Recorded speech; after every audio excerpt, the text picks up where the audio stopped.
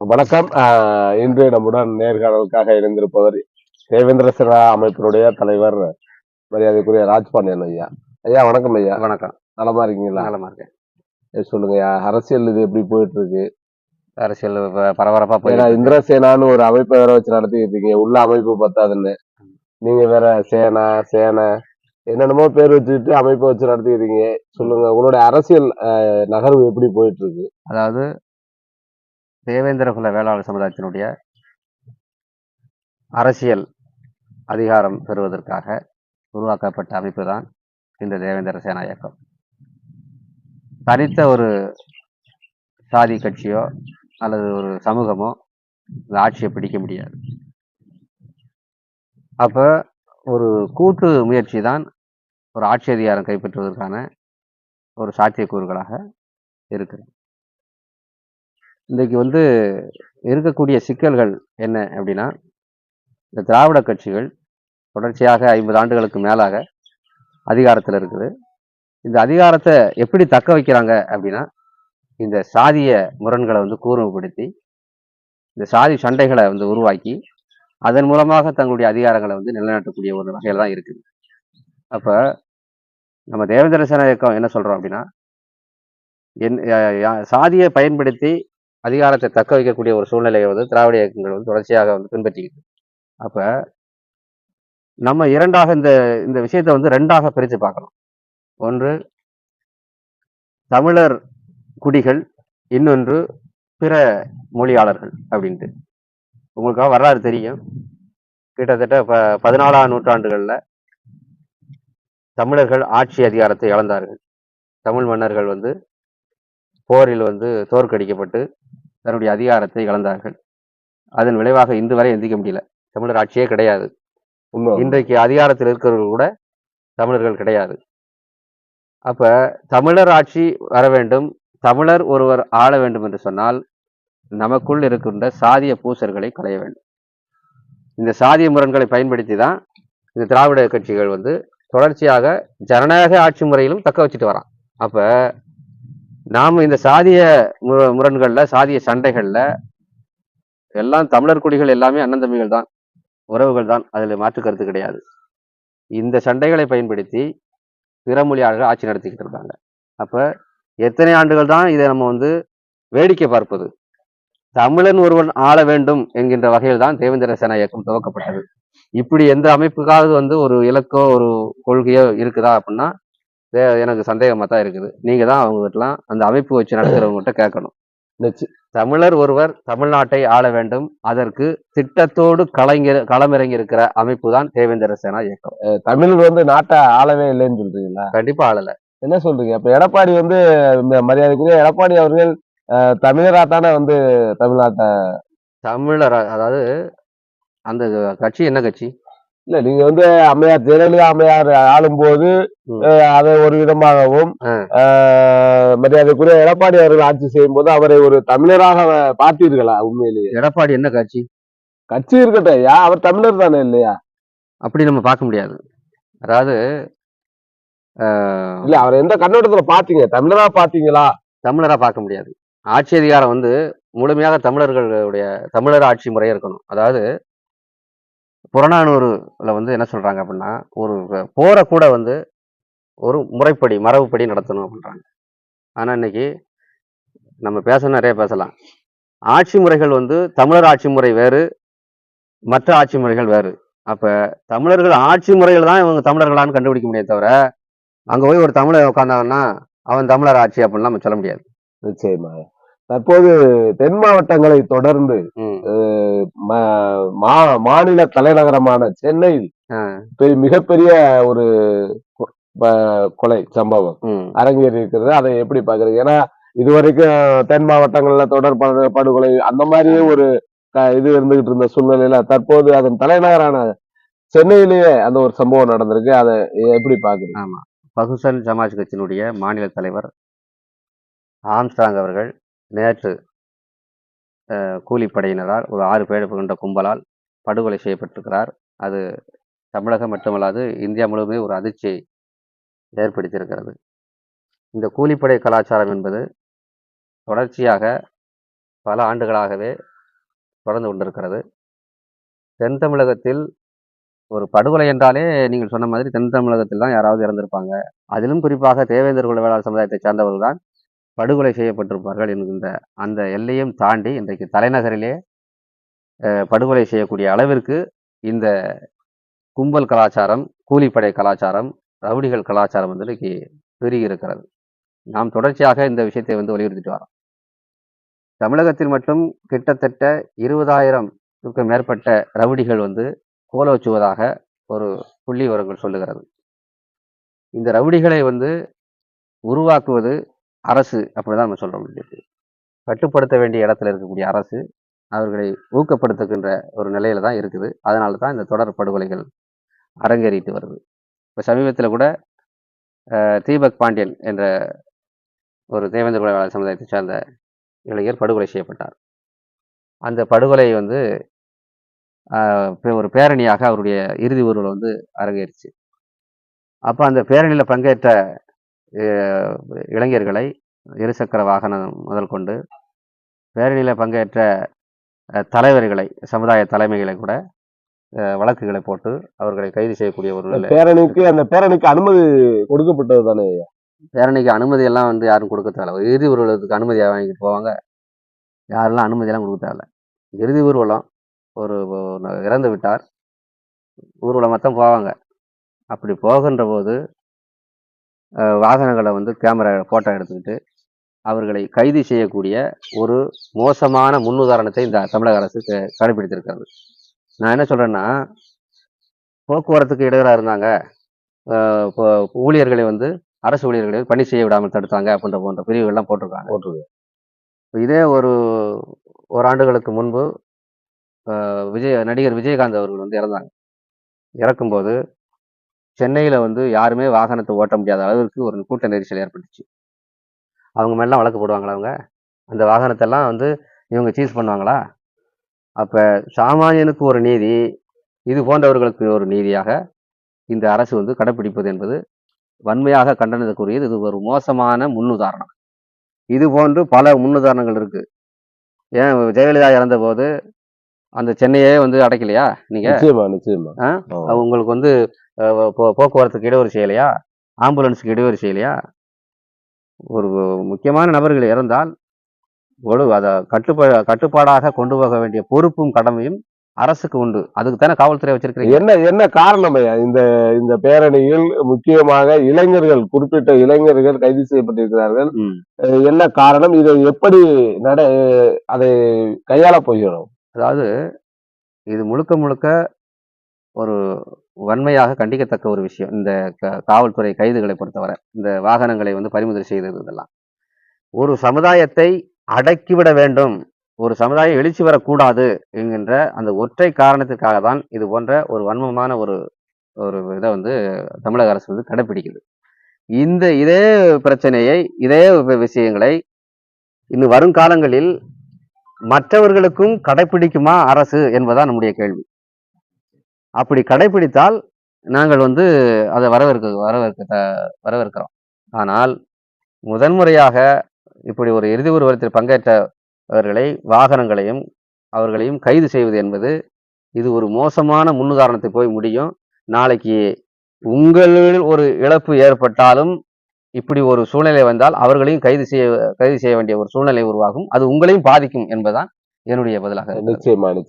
தொடர்ந்து பட்டியல் மாற்றம் குறித்து ஏகப்பட்ட ஆர்ப்பாட்டம், ஏகப்பட்ட போராட்டம் இதெல்லாம் நடந்திருந்தாலும் கூட தற்போது தாங்கள் அமைப்பின் சார்பாக ஒரு பொதுக்கூட்டம் என்று அறிவித்திருக்கிறீர்கள்.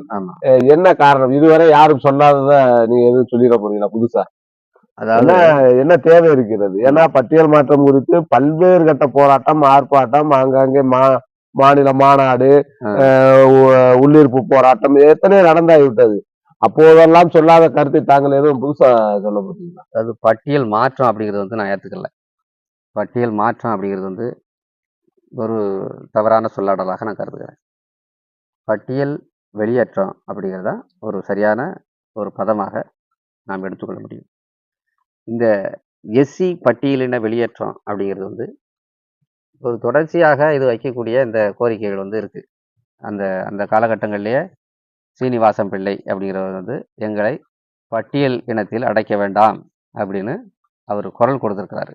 அப்ப அதனுடைய தொடர்ச்சியாக இன்று வரை அதனுடைய குரல் ஒலித்து கொண்டே இருக்கிறது. அப்போ அது என்னன்னா, இந்த பட்டியல் இருக்கிறதுனால, இந்த எஸ்சி அப்படிங்கிற பட்டியல் இருக்கிறதுனால பல்வேறு அடக்குமுறைகளை வந்து நவீனமாக சந்திக்க வேண்டியிருக்கிறது. இதற்கு முன்பு வந்து அரசல் புரசலாக அந்த சந்தித்த அடக்குமுறைகள், நேரடியாக சந்தித்த அடக்குமுறைகள் கூட இன்றைக்கு ஜனநாயக நாட்டில், சுதந்திர நாட்டில் ஒரு நவீனமாக இந்த அடக்குமுறைகளை சந்திக்க வேண்டிய ஒரு சூழ்நிலைகள் வந்து உருவாகுது. ஒரு அடையாளப்படுத்துறது, முத்திரை குத்துவது, இவன் எஸ்சி அப்படின்ற முத்திரை குத்துவது. மற்ற பட்டியல்களில் தமிழக அரசு ஒரு 7 பட்டியல்களை உருவாக்கி இருக்கிறது.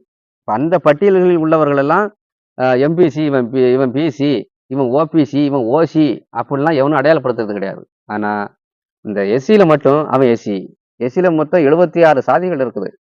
அப்ப இந்த பட்டியல்களை வந்து அவர்கள் புரிந்து கொண்டார்களோ அல்லது புரியவில்லையோ நமக்கு தெரியவில்லை. ஆனால் ஒரு உளவியல் ரீதியாக தாக்குதல்களை வந்து தொடர்வதற்கு இந்த பட்டியல் ஒரு காரணமாக இருக்கிறது என்பது நிதர்சனமான உண்மை. அந்த நிலையில்தான் இந்த பட்டியலை விட்டு வெளியேற வேண்டும் என்ற கோரிக்கைகள் வந்து வலுத்து வருகிறது. எங்களை அடையாளப்படுத்தி விடுகிறாய், எங்களுடைய அதாவது எங்களுக்கு சுயத்தன்மையை வந்து நீங்க வந்து காலி பண்ணிடுறீங்க அப்படின்ற அந்த மாதிரியான ஒரு சூழ்நிலைகளில் இருந்துதான் இந்த பட்டியல் வெளியேற்றம். அதிலும் குறிப்பாக மாண்பு, அதுதான் நம்ம சொல்லியிருக்கோம். இந்த பொதுக்கூட்டங்களே நம்ம வலியுறுத்துது என்னன்னா, ஒரு தனி மனிதன் மாண்போடு வாழ்வதற்கான ஒரு உரிமையை இந்த மனித உரிமை சட்டம் வந்து அங்கீகரிக்குது. ஒரு தனி மனிதனுக்கு ஒரு பிரச்சனை ஏற்பட்டால் அதை வந்து அவனை வந்து கேவலமாக திட்டினாலோ, அவன் மாண்பு குறைவாக நடத்தினாலோ மனித உரிமை சட்டங்கள் வந்து அதற்கு வந்து பதில் சொல்லும். அதுதான் மானநஷ்டீடு வழக்கெல்லாம் தொடுக்கிறாங்க. அந்த அடிப்படையை அதை வச்சுதான். அப்ப ஒரு தனி மனிதனுக்கு உண்டான உரிய அந்த சட்டம், அந்த மனித உரிமைகள் மீறல்கள் இதெல்லாம் ஒரு சமூகமே சொல்லுது, நான் இந்த பட்டியலில் இருக்கிறதுனால என்ன மானக்குறைவா கருதுறேன் அப்படின்னு சொல்லுது. ஏன் இந்த அரசு வந்து இதை வேடிக்கை பார்த்துக்கிட்டு இருக்கு? என்ன காரணம் ஐயா? ஏன்னா ஒரு ஒரு ஒரு நபர், நீங்க சொன்னது போல ஒரு தனி நபர் எனக்கு இது வேணும், ஒரு இலவசம் வேணும் அப்படின்னு கேக்குறதுக்கும் இந்த இலவசம் வேண்டாம் அப்படின்னு சொல்றதுக்கு வித்தியாசம் இருக்கு. அப்ப இந்த இலவசத்தை நான் வேணாம்னு சொல்றப்ப இத குடுக்கறதுல என்ன அவங்களுக்கு இப்ப பாதிப்பு? அதாவது அதுக்கு என்ன சொல்றாங்கன்னா, சமூக நீதி அப்படின்ற ஒரு விஷயத்த வந்து இங்க மீண்டும் மீண்டும் வலியுறுத்துறாங்க திராவிட இயக்கங்கள் வந்து. ஏதோ இவர்கள் தான் சமூக நீதியை காப்பாத்துறது மாதிரி இவர்கள் வந்து அதை சொல்றாங்க. என்னைக்கு இடபிள்யூஎஸ் அந்த இது வந்து டிவிஎஸ் வந்துச்சோ, எக்கனாமிக் வீக்கர் செக்ஷன் வந்துச்சோ, அன்னைக்கே சமூக நீதி எல்லாம் குழி தோண்டி புதைக்கப்பட்டு விட்டது. பொருளாதார அடிப்படையில் இடஒதுக்கீடு அப்படின்ற ஒரு விஷயத்த நீங்க கொண்டு வந்துட்டீங்க. வேற என்ன சமூக நீதி பேசுறீங்க நீங்க? என்ன சமூக நீதி பேசுவதற்கு உங்களுக்கு அருகதை இருக்கிறது? நான் கேட்கிறேன். அப்ப சமூக நீதியினுடைய தத்துவமே என்ன? ஒரு சமூகம் அந்த அந்த சமுதாயத்தில் பிறந்து விட்டதுனாலேயே அவனுக்கு எல்லா மரியாதையும் அவனுக்கு கிடைக்கிறது.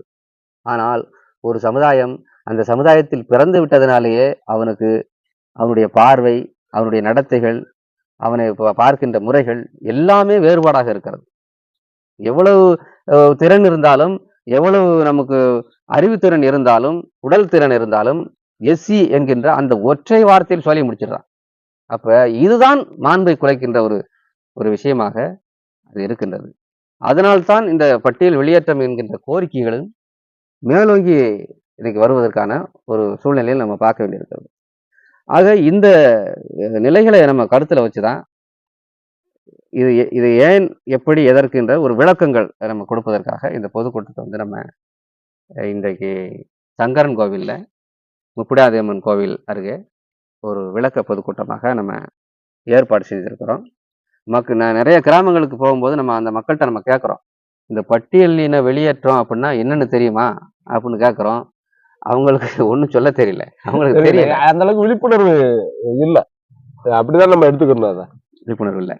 நிச்சயமா நிச்சயமா. தொடர்ந்து திமுக ஆட்சியில், தற்போது ஆட்சி செய்து கொண்டிருக்கிற திமுக ஆட்சியில் தேவேந்திர குல வேளாளர்களின் கோரிக்கை ஒவ்வொன்றாக நிறைவேற்றப்பட்டு வருகிறது என்று எடுத்துக்கொள்ளலாமா? நம்ம பல்வேறு படுகொலையில அரங்கேற்றிட்டு இருக்கு. அது கோரிக்கை வச்சீங்களா? இல்ல அது எப்படி சொல்றது? அதாவது நீங்க வந்து நல்லதை எடுத்துக்கங்க. அதாவது தியாகி இமானுவேல் சேகரன் அவருடைய பிறந்த நாளை தமிழக அரசு விழாவாக அறிவித்திருக்கிறது. அது ஒரு வரவேற்கத்தக்க விஷயம் தான். அப்படின்னா கூட இப்போது மணிமண்டபம் அறிவிச்சிருக்காங்க. தளபதி வெண்ணிக்காலாடி அவர்களுக்கு மணிமண்டபம். அதாவது இப்பதான் அவங்களுக்கு கண்ணெல்லாம் திறந்திருக்குது. தேவேந்திர குல வேளாளருடைய அந்த வரலாறுகள் தொடர்ச்சியாக சமூக அமைப்புகள் பேசுவதன் காரணமாக இவர்கள் மண்டையில் இப்பதான் உரைச்சிருக்குது. காங்கிரஸ் அரசு இதற்கு முன்பே தியாகி இமானுவேல் சேகரன் அவர்களுக்கு தபால் தலை வெளியிட்டு கௌரவப்படுத்தியிருக்கிறது. அதெல்லாம் இவர்களுக்கு கண்ணுக்கு தெரியல. இன்றைக்கு அரசியல் லாபத்திற்காக அரசியல் அறுவடை செய்ய வேண்டும், ஓட்டுகளை அறுவடை செய்ய வேண்டும் என்ற அந்த ஒற்றை காரணத்திற்காக இவர்கள் உளமார்ந்து இந்த விஷயத்தை செய்யறாங்களா? அப்படின்னா இல்ல. எல்லாத்தையுமே தொடர்ச்சியாக நம்ம எப்படி இல்ல எடுத்துக்கிறது? கொலை பாருங்க, தீபக் பாண்டியன் அவர்களுடைய படுகொலை, தொடர்ச்சியாக நடக்கக்கூடிய படுகொலைகள், தேவேந்திர குல வேளாளர் சமுதாயத்துக்கு எதிராக கட்டவிழ்த்து விடப்பட்ட இந்த வன்ம படுகொலைகளுக்கு வந்து இந்த நம்ம தேவேந்திர குல வேளாளர் சமுதாயம் வந்து ஒரு மிகப்பெரிய கோபத்துல இருக்கிறாங்க. அந்த கோபத்தை வந்து மடைமாற்றணும் அப்படின்னா ஏதாவது ஒண்ணு செய்யணும். இவர்கள் உளமார்ந்து செய்யறாங்களா இந்த விஷயத்த? அப்படிலாம் ஒருபோதும் கிடையாது இவங்க. அப்ப இது ஒரு மடைமாற்று அரசியலா தான் நம்ம பார்க்கணும். ஒரு கோரிக்கை வைக்கிறீங்கன்னா உடனே செஞ்சிட முடியுமா? செய்யணும்ல, ஆராய்ச்சி பண்ணா அது அவங்க உண்மையிலே இதுக்கு தகுதியானவர்கள். தியாகி இமானுவேல் சேகரன் உண்மையே பிறந்தாரா? அவர் வந்து அறிஞராக வேலை செய்தாரா? அவர் படுகொலை உண்மையிலே வந்து சாதியவாதிகளால் படுகொலை செய்யப்பட்டாரா? இதெல்லாம் ஆய்வு செய்யணுமா? இல்லையா, தமிழகத்துல எத்தனை ஜாதி அமைப்பு சாதிகள் இருக்கு? சாதிகளுக்கு அப்பாற்பட்டவர், சாதியை வந்து முரண்களை களைவதற்காக களப்பலியானவர் தியாகி இமானுவேல் சேகரன். நிச்சயமா. இன்றைக்கு வந்து திராவிட இயக்கங்கள் பேசிக்கிட்டு இருக்க சாதி ஒழிப்பு பத்தி, அன்றைக்கு களத்து நின்று உயிரை மாய்த்தவர் தியாகி இமானுவேல் சேகரன் இல்லையா? நீங்க கொண்டாடணும்னா உங்களுடைய திராவிட இயக்கத்துடைய புகைப்படத்தில் தியாகி இமானுவேல் சேகரன் வந்து இடம்பெற வேண்டுமா வேண்டாமா? சட்டமன்றத்தில் இடம்பெற வேண்டுமா வேண்டாமா? நீங்க வந்து வாய்கிலேயே பேசுறீங்களா இன்னைக்கு சாதி ஒழிப்பு பற்றி? அன்றைக்கு சாதிகள் சமத்துவத்தை வந்து நிலைநாட்டுவதற்காக தன் உயிரை வந்து இழந்தாரு. அவரல்லவா தமிழ்நாட்டினுடைய சாதி ஒழிப்பு போராளி. நீங்க சொல்றபடி எத்தனை நாள் கழிச்சு உங்களுக்கு கண்ணு தெரியுது? உங்களுக்கு எத்தனை நாள் கழிச்சு இன்னைக்கு அவர்கள் அரசு விழாவை அறிவிக்கிறீங்க? தொடர்ச்சியாக இந்த மக்களுடைய கோபத்துக்கு ஆளாகிவிடக் கூடாதுன்ற ஒரு காரணத்துக்காக ஓட்டுகளை, இலவச ஓட்டுகளை அறுவடை செய்ய வேண்டும். அந்த ஒற்றை காரணத்திற்காக இன்னைக்கு அரசு விழா, மணிமண்டலம் நடக்காது. ஐயா, சுதந்திர போராட்ட வீரர் ஐயா சுந்தரலிங்க குடும்பனாருக்கு அதே மாதிரி பண்ணிருக்காங்க. ஒண்ணா தானே ஒரு விஷயமா தானே அதை கொண்டுட்டு வர முடியும்.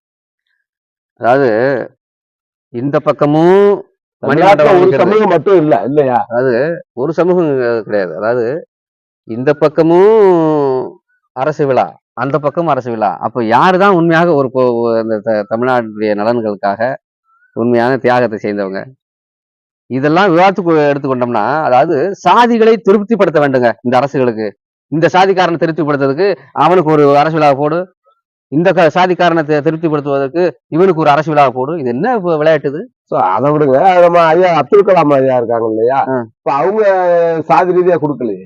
அவங்க ஒரு வரலாற்று புகழ் மிக்க சிறப்பான ஒரு இடத்தை பிடித்ததுனாலதான் அவங்களுக்கு அந்த ஒரு இது கொடுத்துருக்காங்க. அதெல்லாம் வந்து நம்ம அதை பத்தி நம்ம விவாதத்துக்குள்ள போல.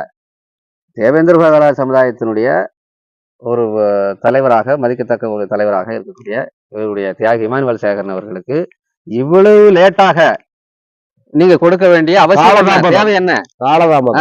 அப்ப சாதிகளை திருப்திப்படுத்த வேண்டும் என்பதை தாண்டி வேறு ஒன்றும் இல்லை. அதுதான் உங்க நிதர்சனமான உண்மையா இருக்குது. சாதிகளை திருப்திப்படுத்துறங்க. இந்த சாதியா, இந்த சாதிக்காரனை திருப்திப்படுத்துறதுக்கு ஒரு தலைவர் இருப்பான், அவனுக்கு அரசு மரியாதை கொடு, அந்த ஓட்டு. இந்த சாதிக்காரனை திருப்தி கொடுப்பதற்கு இவனுக்கு ஒரு அரசு விழா. அப்ப உண்மையானவர்கள் யார்? இந்த மக்களுக்காக போராடியவர் யார்? அப்ப சாதி ரீதியா தான் நீங்க அடையாளப்படுத்துவீங்களா? அப்ப சாதியவாதிகளுக்கும் சாதி ஒழிப்பு பேசுகின்ற, சமூக நீதி பேசுகின்ற திராவிட கட்சிகளுக்கும் என்ன வேறுபாடு இருக்கிறது என்பதுதான் நம்முடைய கேள்வி. ஒண்ணும் கிடையாது. பொறுத்து இருந்து பார்ப்போம் ஐயா. உங்களுடைய பட்டியல் மாற்ற பொதுக்கூட்டமும் வெற்றி பெற, பட்டியல் வெளியேற்ற பொதுக்கூட்டம் வெற்றி பெற டி.கே.வி. ராஜாவின் மனமார்ந்த வாழ்த்துக்கள். நன்றி.